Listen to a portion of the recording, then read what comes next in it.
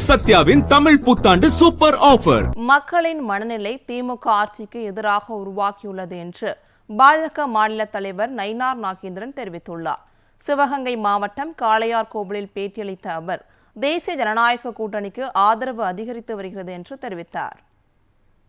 கன்னியாகுமரியிலிருந்து கும்மிடிப்பூண்டி வரையிலும் நான் பல தேர்தலில் பார்த்திருக்கேன். அல்லாத தேர்தல்களில் மக்கள் ஒருமித்த கருத்தோடு ஒரே கருத்து யார் ஆட்சியில் வர வேண்டும், யார் ஆட்சியில் இருக்கக்கூடாது என்பதற்காக தான் இதுவரையில் மாற்றம்.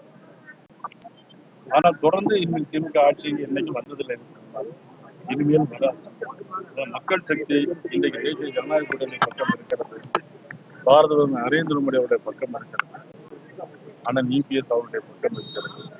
எங்கள் தேசிய ஜனநாயக தோழமை கூட்டணி கட்சியுடைய தலைமை லஞ்சா இல்லாத தமிழகம், பெண்கள் கண்ணீர் வடிக்காத தமிழகத்தை நமது தமிழக மக்கள் எதிர்பார்த்து கொண்டிருக்கிறார்கள்.